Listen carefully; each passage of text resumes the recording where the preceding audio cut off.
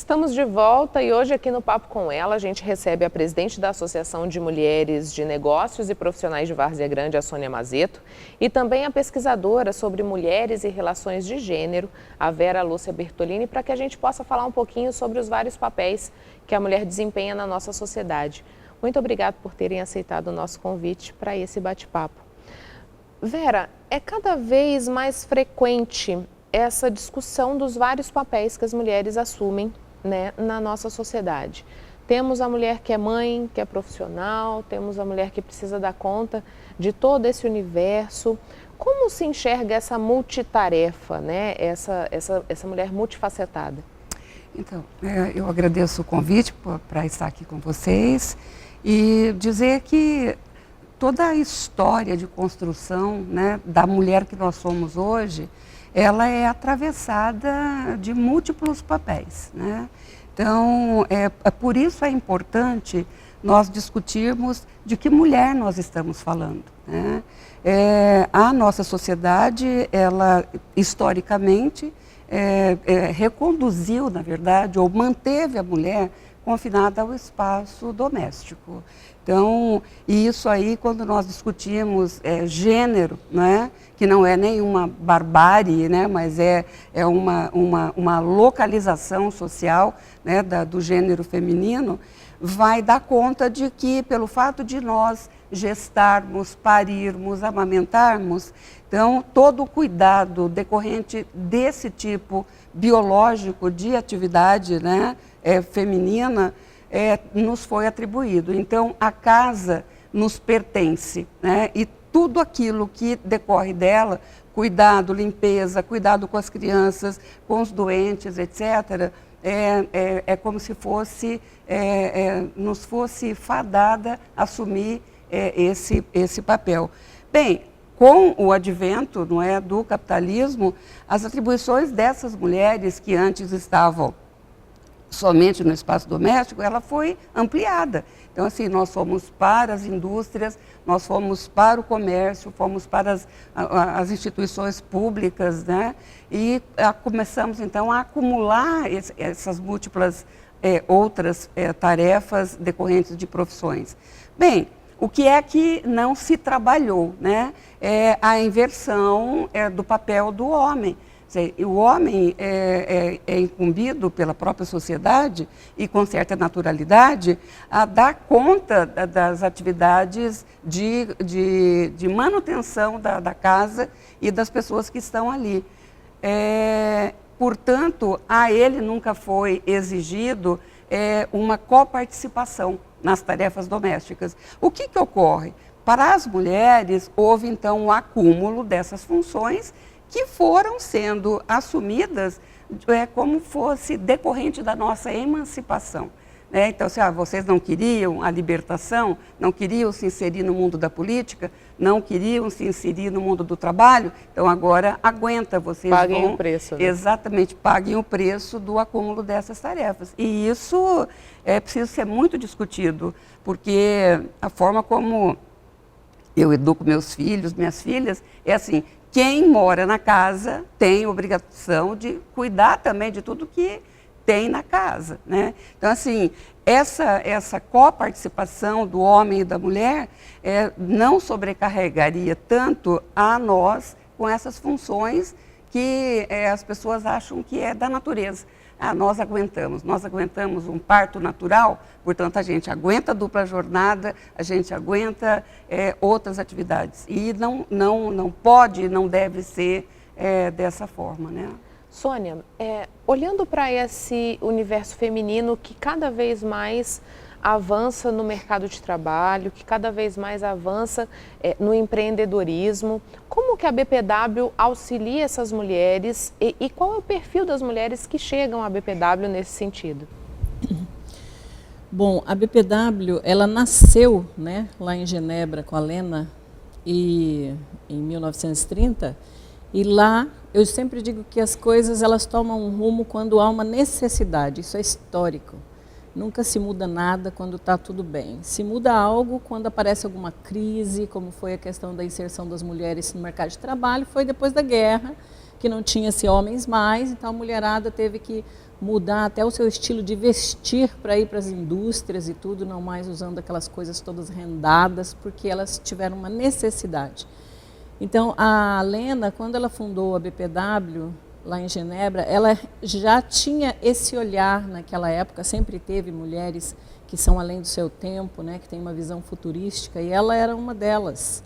Então, ela era tão emancipada, eu falo mentalmente, emocionalmente, que ela era uma menina de 11 anos que não gostava do nome dela e ela foi brigar porque ela queria trocar de nome.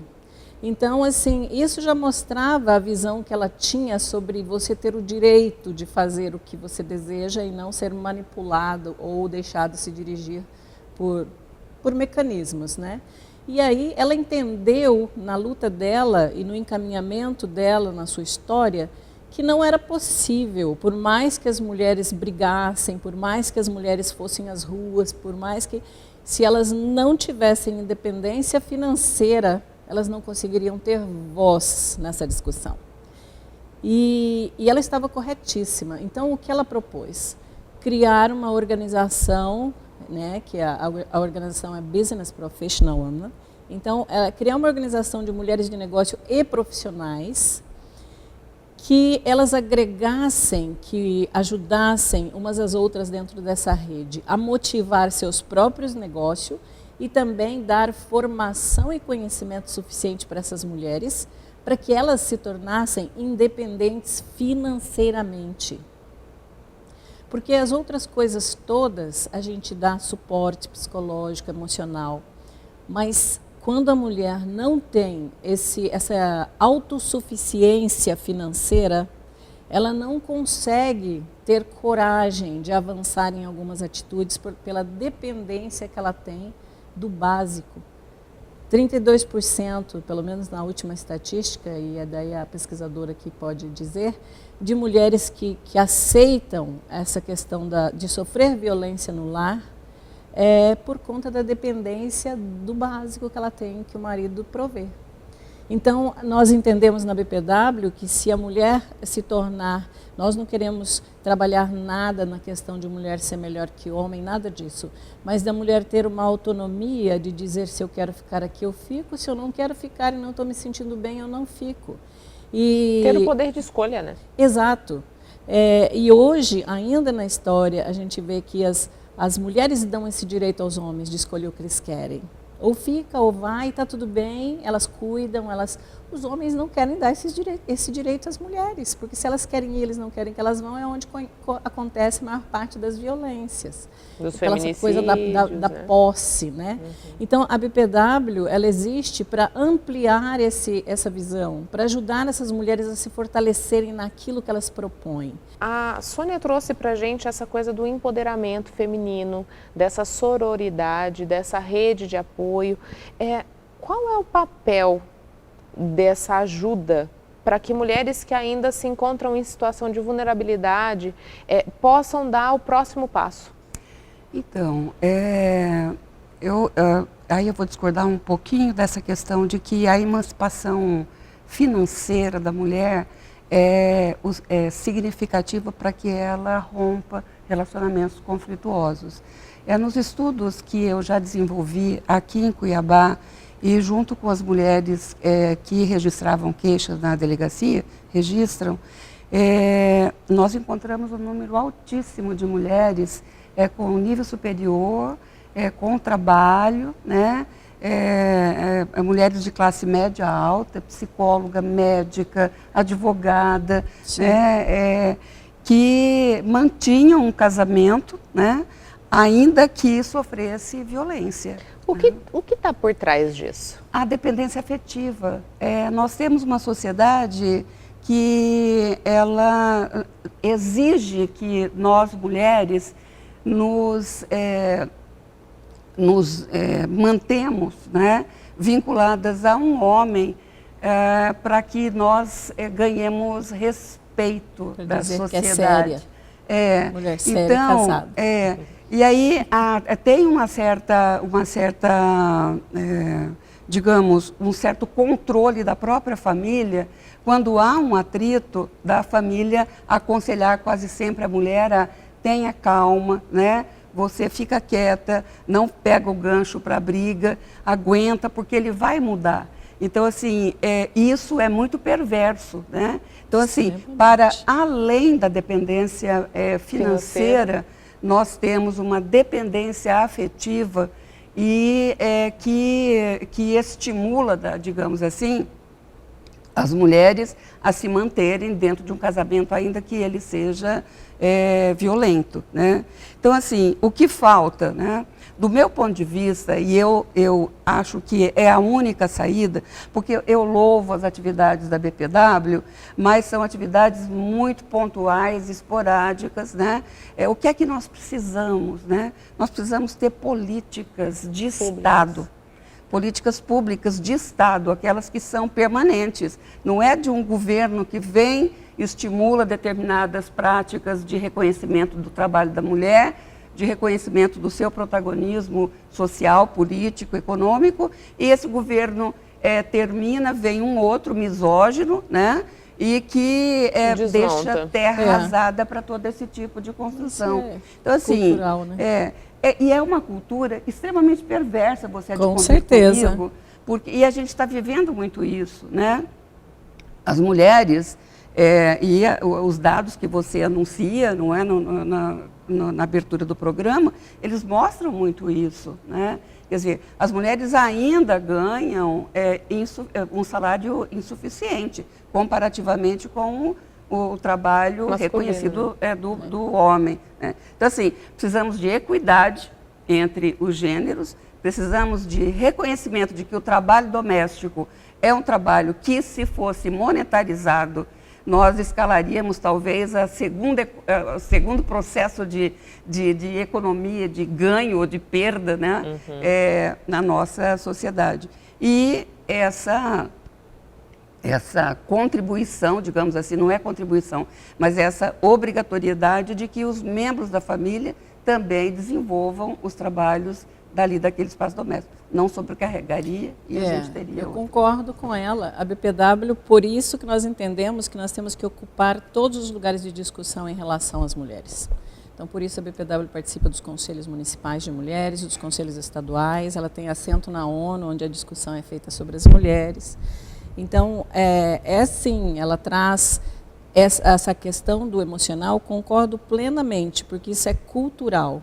Mas eu também entendo que essa mudança, sabe, desse valor da mulher, eu sei porque eu estudei na UFMT, a minha primeira graduação, e eu tinha uma professora que um dia, hoje eu faço um workshop, minha palestra, tem uma palestra que se chama As Amélias de Hoje. E ela foi inspirada numa situação que eu passei quando eu estava estudando com os meus 30 anos, e em uma das minhas graduações, e a professora, quando ela pediu para fazer uma redação sobre a questão da Amélia, 29 do pessoal da sala desceu a lenha na Amélia, e eu fui a única que fiz uma redação... defendendo a Amélia. Com uma outra visão, né? Porque eu sempre pensei, e sempre tive essa postura, de que o trabalho dessa chamada Amélia não é um trabalho que envergonha e não é um trabalho que empobrece. Falar da mulher dentro do contexto familiar dá uma impressão que são mulheres que são menos inteligentes. É isso que passa a questão dessa Amélia, que diz que fica com o umbigo no fogão e lavando roupa.